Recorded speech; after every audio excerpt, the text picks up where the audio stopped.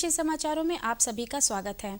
El Nino के चलते कमजोर रहने वाले मानसून से प्रदेश की खरीफ की फसलों को सूखे या आवर्षण से बचाने के लिए आपात योजना तैयार कर ली गई है।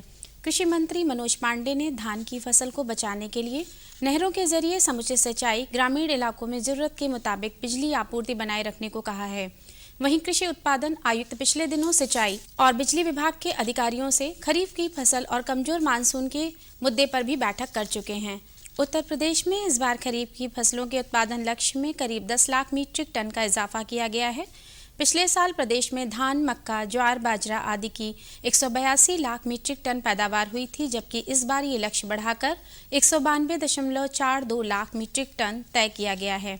इसमें धान का उत्पादन लक्ष्य पिछले साल की 142 लाख मीट्रिक टन की उपलब्धि से बढ़ाकर 151 लाख मीट्रिक टन कर दिया गया है। कृषि निदेशक देवमित्र सिंह ने किसानों को सलाह दी है कि वो ग्रीष्मकालीन धान की बुवाई कतई न करें, क्योंकि इसमें पानी की खपत ज्यादा होती है। इसके स्थान पर किसान ग्रीष्मकालीन मूंगफली, मूंग, संकर बाजरा की फसल ले सकते हैं। चीनी उद्योग के संगठन इस्मा ने उम्मीद व्यक्त की है कि नई सरकार इस क्षेत्र के लिए स्थिर नीति प्रदान करेगी, जो क्षेत्र 5 करोड़ किसानों को समर्थन प्रदान करता है। संगठन ने मांग की कि चीनी के आयात शुल्क को बढ़ाकर कम से कम 40% किया जाए। आयात शुल्क मौजूदा समय में 15% है। देश में चीनी के अधिशेष उत्पादन को देखते हुए चीनी उद्योग चीनी की घरेलू बिक्री को बढ़ाने के लिए आयात शुल्क को बढ़ाने की मांग करता रहा है।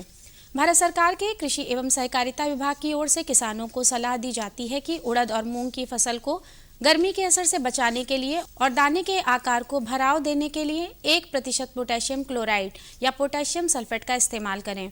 किसान भाई डीजल इंजन की समुचित देखभाल करने के लिए प्रत्येक 200 से 250 घंटे चलाने के उपरांत मोबिल को बदल दें, इससे इंजन की कार्यक्षमता सही रहेगी। किसान भाइयों को सलाह दी जाती है कि आप अपनी फसलों का बीमा अवश्य कराएं। इसके लिए अपने नजदीकी बैंक या कृषि सहकारी समिति को संपर्क करें। वनस्पति रक्षा सलाहकार भारत सरकार, कृषि मंत्रालय, वनस्पति संरक्षण व संगरोध एवं संग्रह निदेशालय द्वारा रोगों से फसलों को होने वाले नुकसान से बचाने और गुणवत्तापूर्ण उत्पादन के लिए आगामी 15 जून तक खरीफ 2014 में 100% बीज शोधन अभियान के जरिए किसान भाइयों को जागरूक बनाने के लिए और पूरे प्रदेश में बीज शोधन अभियान चलाया जा रहा है। कृषि निदेशक की विज्ञप्ति के अनुसार प्रदेश में हर साल रोगों द्वारा 26% फसलों का नुकसान होता है। कभी कभी ये नुकसान एक बड़ी महामारी का रूप भी ले लेता है। ऐसे में वनस्पति रक्षा सलाहकार भारत सरकार द्वारा बीज शोधन के बाद ही प्रमुख खरीफ फसलों की बुवाई के निर्देश दिए गए हैं। किसान भाइयों, बीज शोधन के बहुत फायदे हैं, जैसे बीज के सड़न की रोकथाम होती है, बीज जनित रोगों की रोकथाम होती है। बीज उपचार करने से बीज की सतह पर चिपका हुआ रसायन उसके इर्द गिर्द मिट्टी में उपलब्ध हानिकारक फफूंदी या बैक्टीरिया को भी नष्ट करता है। बीज का जमाव अच्छा व समान रूप से होता है और पौधा स्वस्थ होता है। बीज शोधन की वजह से रोगनाशी रसायनों के प्रयोग में कमी आ जाती है और इससे किसानों की आय में भी बढ़ोतरी होती है। किसान भाइयों, खरीफ की ज्वार और बाजरा फसलों में उपयोग किए जाने वाले कृषि रक्षा रसायनों या बायोपेस्टिसाइड्स के बारे में अब आपको जानकारी दे दें। यदि ज्वार की फसल में कंडवा रोग हो तो थीरम 75% या 2.5 ग्राम का घोल बनाकर बीज शोधन करें। इसी तरह यदि तुलासिता रोग हो तो थीरम 75% 2.5 ग्राम अथवा कार्बेंडाजिम 50% 2 ग्राम या मेटालैक्सेल 35% 6 ग्राम बीज शोधक रसायन का घोल बनाकर बीज शोधन करें। बाजरा की फसल में कंडवा रोग हो तो थीरम 75% या 2.5 ग्राम या कार्बाक्सिन 37.5% के साथ थीरम 37.5% 2 ग्राम का घोल बनाकर बीज शोधन करें। बाजरा में भी यदि तुलासिता रोग हो तो थीरम 75% 2.5 ग्राम अथवा कार्बेंडाजिम 50% 2 ग्राम या मेटालैक्सेल 35% 6 ग्राम बीज शोधक रसायन का घोल बनाकर बीज शोधन करें। विविध प्रकार के पौधों की देसी किस्मों के संरक्षण के लिए राजस्थान में देश का पहला बीज बैंक बनेगा। खाद्यान्न, दलहन, तिलहन और औषधीय पौधों की करीब 40,000 किस्मों के संरक्षण को स्थापित होने वाले इस बैंक का उद्देश्य पौष्टिकता व गुणवत्ता युक्त देसी किस्मों की बुवाई को बढ़ावा देना है। इससे हर साल बहुराष्ट्रीय व बड़ी कंपनियों से किसानों को महंगी दरों पर बीज खरीदने की जरूरत नहीं पड़ेगी। प्रदेश सरकार के निर्देश पर कृषि विभाग ने बीज बैंक बनाने की कवायद शुरू कर दी है। बताते चलें कि राजस्थान में औषधीय पौधों की 15,000 से अधिक किस्में हैं, जिनमें से अधिकतर जानकारी के अभाव व उपेक्षा के चलते लुप्त होने की कगार पर पहुंच गई है। बैंक बनने के बाद राज्य सरकार विशेष किस्मों के बीजों का पेटेंट भी करवाएगी। किसान भाइयों, कृषि समाचारों के बाद आइए जानकारी लेते हैं मंडी भावों की।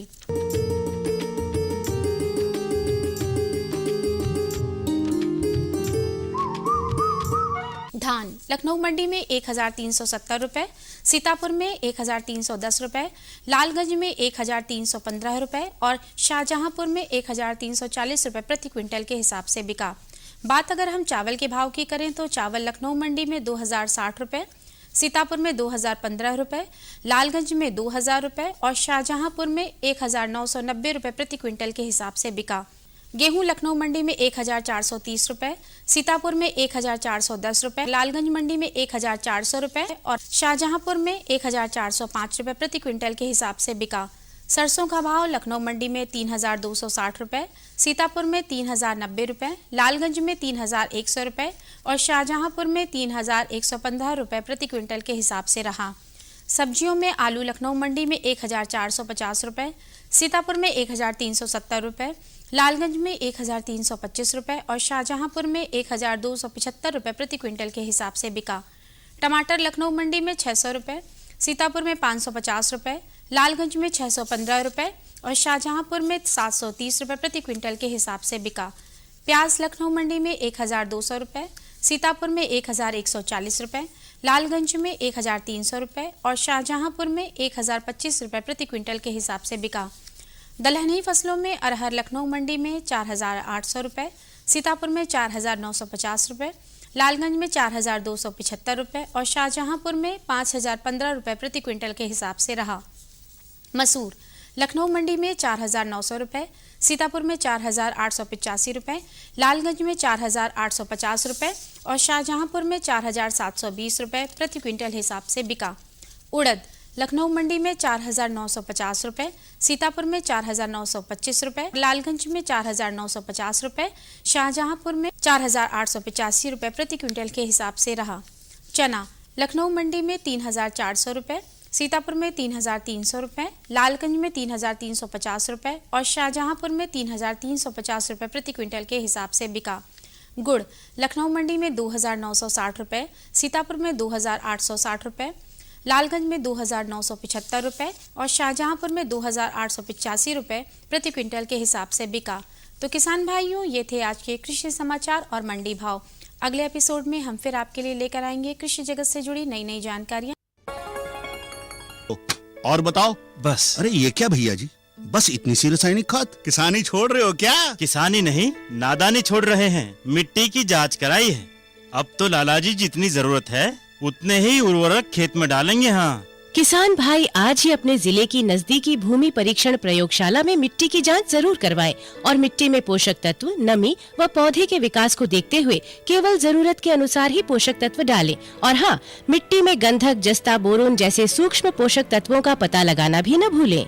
उर्वरक और जैविक खाद के सही उपयोग से भूमि का उपजाऊपन बनाए रखें, उत्पादकता बढ़ाएं, खर्चा घटाएं और बहुमूल्य विदेशी मुद्रा बचाने में भी सहयोग दें। और हाँ, धीमी गति से नाइट्रोजन उपलब्ध कराने वाले उर्वरकों जैसे नीम लेपित यूरिया को प्राथमिकता दें और यूरिया का पत्तों पर छिड़काव करें। अरे वाह, तू तो सचमुच समझदार हो गया रे। अधिक जानकारी के लिए संपर्क करें जिला कृषि अधिकारी या किसान कॉल सेंटर।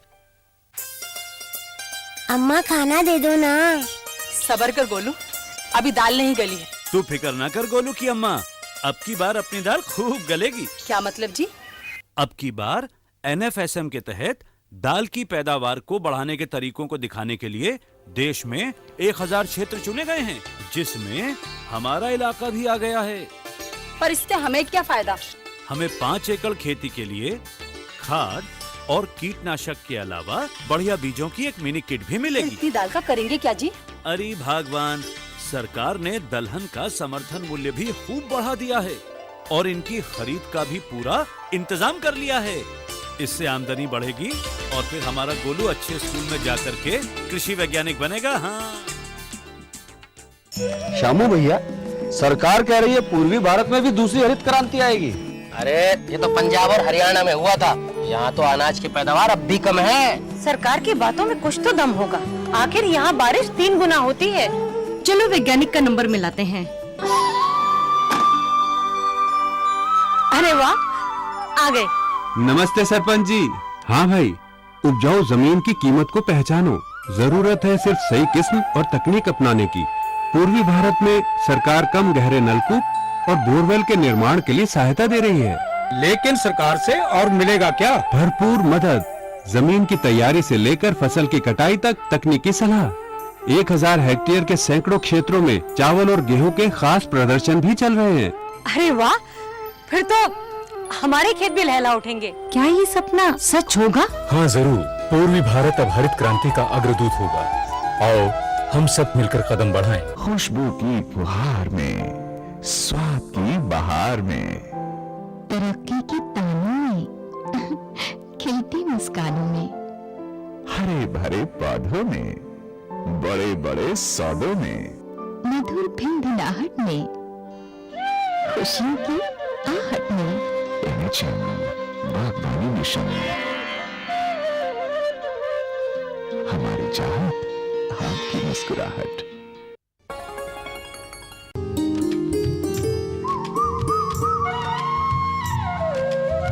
किसान भाइयों नमस्कार, आप सभी का स्वागत है आपके अपने कार्यक्रम कृषि दर्शन में।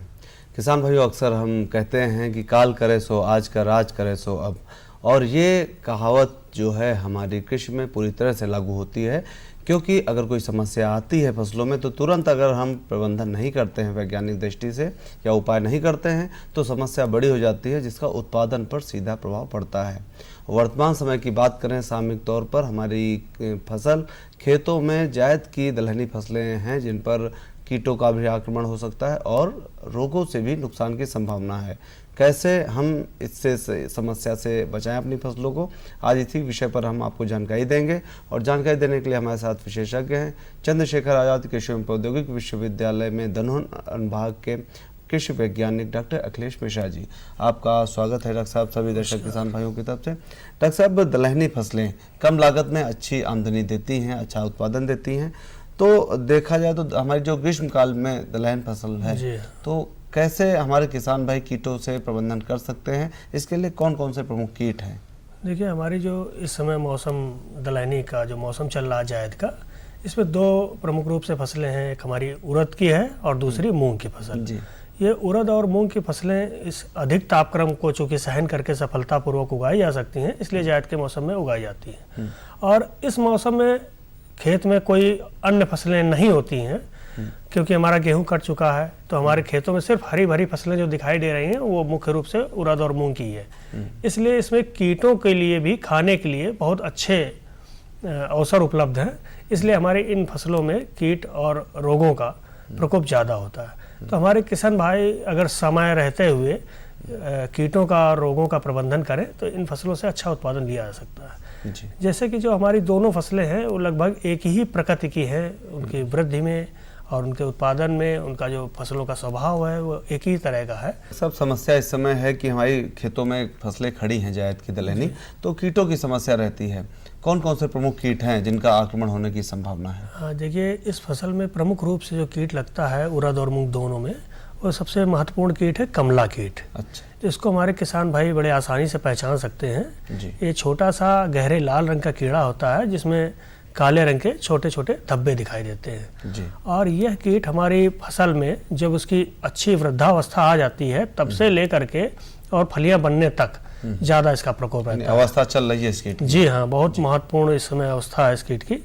और ये कीट पत्तियों को कुतर करके खाता है। अच्छा अच्छा। तो इसके पत्तियां जगह जगह से काट देने से पत्तियां सिकुड़ जाती हैं, जिससे हमारे पौधे में, जो हम जानते हैं कि हमारे पौधे हरी पत्तियां जब चौड़ी फैली होती है और उनमें प्रकाश पड़ता है तो प्रकाश संश्लेषण द्वारा अपना पौधे भोजन बनाते हैं। यह कीट पत्तियों को इस हद तक कुतर देता है कि कभी कभी आपको सिर्फ पत्तियों में जो पत्तियां दिखाई ही नहीं देंगी, पौधे में सिर्फ शाखाएं और डंडियां दिखाई देती हैं। अच्छा। इसलिए इस कीट का प्रकोप बहुत ज़्यादा हो उसके पहले इसका नियंत्रण करना जरूरी है। दूसरा कीट है रस चूसने वाले हमारे कीट। जी हाँ, ये फली की अवस्था में आते हैं जब फली बनना शुरू होती है। तो इसमें रस चूसने वाला जो आपका कीड़ा है, फली वेदक मक्खी जो है वो, और एक फली वेदक सुंडी, ये दो कीटों का प्रकोप जब हमारी फलियां बनना शुरू हो जाती हैं तब से लेकर के और जब परिपक्व फली होती है तब तक होती है। तो इसमें जब दोनों जो कीटे हैं, एक तो उसमें जो सुंडी है ये हमारी जब फली बढ़ जाती है तो इसमें छेद करके फली के अंदर ये कीड़ा हमारा सुंडी घुस जाती है और दानों को कुतर देती है। तो इससे भी नियंत्रण करना बहुत आवश्यक है और इसका भी नियंत्रण शुरुआती अवस्था में ही कर लेना चाहिए, क्योंकि हमारे किसान भाई अगर इसका नियंत्रण करने में विलंब करते हैं तो प्रायः देखा गया कि हमारा अगर कीड़ा नियंत्रित भी हो गया और उसने दानों को अगर आधा भी कुतर दिया है तो उसका बाजार मूल्य घट जाता है। इसलिए किसान भाई हमेशा ध्यान रखें कि इस कीट का जो फली छेदक कीट है इसका समय से ही नियंत्रण कर ले। बिल्कुल, हमारे किसान भाई जान सकते हैं फलियों में अगर छेद है तो कीट उसके अंदर जा चुका है, फली छेदक की समस्या है, कैसे करें नियंत्रण? तो देखिए ये जो फली वेदक कीट है, जैसे हमारी फलियों बनने की शुरुआत होती है तो जो फली वेदक मक्खी है और ये फली वेदक सुंडी है, दोनों का प्रकोप उसी समय शुरू हो जाता है। तो हमारे किसान भाइयों को देखना चाहिए कि जैसे ही हमारे खेतों में वो विजिट हमारे किसान भाई जाते रहते हैं, तो जब उनको 1 स्क्वायर मीटर में 2 या 3 फली वेदक कीट या मक्खी जो सुंडी है ये दिखाई पड़े, उस समय इनको किसी भी जो सिस्टमेटिक इंसेक्टिसाइड कहते हैं कि जैसे कि आपका प्रोफेनोफास है, क्विनाल्फास है, ट्राइजोफास है, या आजकल और भी नए नए प्रोफेनोफास प्लस साइपर नामक दवा का मिश्रण उपलब्ध है। इनमें से किसी भी रसायन की 1.5 से 2 मिलीलीटर मात्रा प्रति हेक्टेयर 500 से 600 लीटर पानी के साथ मिला करके 15 दिन के अंतर पर 2 बार किसान भाइयों को हमारे प्रयोग करनी चाहिए कम से कम, जिससे कि इसका नियंत्रण हो जाए। और यदि इसका प्रकोप शुरुआती अवस्था में है तो कुछ हमारी डस्ट है जैसे कि मिथाइल पैराथियान है, ये 25 किलोग्राम इसका चूर्ण पाउडर के रूप में आती है, प्रति हेक्टेयर की दर से इसका बुरकाव करके भी इस कीट का नियंत्रण किया जा सकता है। जो आपने मक्खी बताई है और सुंडी बताई है, दोनों का नियंत्रण समान होगा या बदलाव कुछ करेंगे? नहीं, इसमें ऐसा है कि जो हमारी सुंडी का प्रकोप है इसको पाउडर से अगर नियंत्रित करते हैं मिथाइल पैराथियान से तो ये डस्ट से जल्दी नियंत्रित हो जाती है। लेकिन अगर सुंडी का प्रवेश जो है फलियों के अंदर हो गया है तो हमको जो ये तरल रसायन है इनका प्रयोग करना चाहिए, उनसे सफलतापूर्वक नियंत्रण कर सकते हैं। बिल्कुल, तो डॉक्टर साहब इस तरह से हमारे किसान भाई कीटों का नियंत्रण कर सकते हैं। डॉक्टर साहब, एक विशेष बीमारी है जो खाली दलहनी फसलों को ही नुकसान पहुंचा रही है, उकठा की संभावना हर हमारी दलहनी फसल पर इसका आक्रमण रहता है, तो क्या ये बहुत ही खतरनाक बीमारी है उकठा, और सभी दलहनी फसलों में चाहे वो उड़द मूंग हो, चना मटर हो, मसूर हो, अरहर हो, सब में लगती है। और इसका प्रकोप यदि हमारी फसल में हो गया तो प्रायः देखा गया कि जिन खेतों में ये लगता है तो उसमें पूरी की पूरी फसल हमारी नष्ट हो जाती है। तो इससे बचने के लिए हमको बहुत ही समेकित उपाय करना चाहिए और शुरू से ही सावधानी बरतनी चाहिए, क्योंकि ये अगर रोग हमारे पौधों में लग गया तो इसका फिर हम नियंत्रण कर नहीं पाते हैं बाद में लगने के बाद। इसलिए इसके लिए समेकित उपाय ये है कि हमारे किसान भाई गर्मी के मौसम की जुताइयाँ करें, जिससे कि हमारी जो जमीन में फफूंदी के वो मौजूद हैं अंश वो नष्ट हो जाए। फफूंदी नाशक दवा यानी कि ट्राइकोडर्मा से भूमि शोधन भी करें किसान भाई हमारे, वो 15 से 20 किलोग्राम दवा प्रति हेक्टेयर जो है गोबर की खाद में मिला के अंतिम जुताई के साथ प्रयोग करें। बुआई से पहले हम प्रबंधन कर सकते हैं, खड़ी फसल में कोई उपाय नहीं है। डॉक्टर साहब, आपने बहुत ही महत्वपूर्ण जानकारी दी है कि हमारी दलहनी जो जायद की फसलें हैं कैसे रोग और कीटों से बचाएं हमारे किसान भाई, वर्तमान में जो समस्या आ रही कीट बीमारियों की कैसे नियंत्रण पा सकते हैं। आपने जानकारी दी, इसके लिए आपका बहुत बहुत धन्यवाद।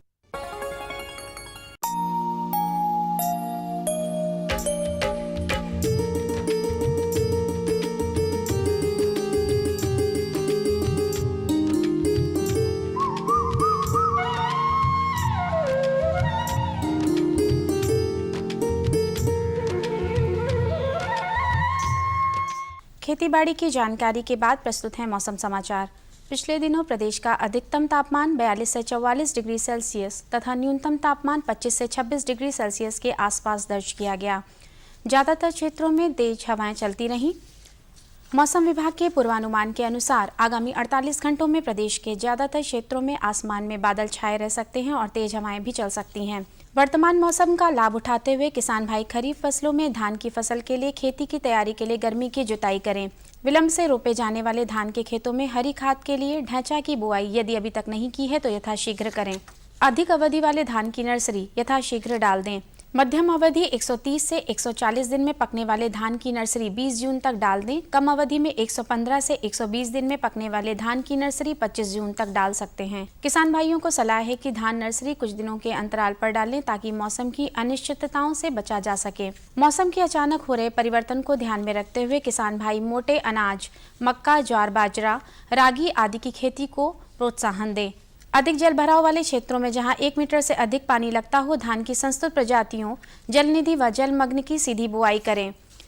बागवान भाई आम में डांसी मक्खी के नियंत्रण के लिए मिथाइल यूजिनाल 0.1% तथा मेलाथियान 0.1% घोल को डिब्बों या बोतल में भरकर पेड़ों पर ट्रैप लगाएं। गर्मी अधिक होने के कारण किसान भाई केले की फसल में 5 से 7 दिनों पर आवश्यकता अनुसार सिंचाई करें। हल्दी, अदरक व धनिया की बुआई 15 जून तक पूरी कर लें। पशुओं को 3 माह में एक बार कृमिनाशी दवा जरूर पिलाएं। तो किसान भाइयों, ये थे मौसम समाचार। कुछ और नई जानकारियों के साथ उपस्थित होंगे, तब तक के लिए नमस्कार।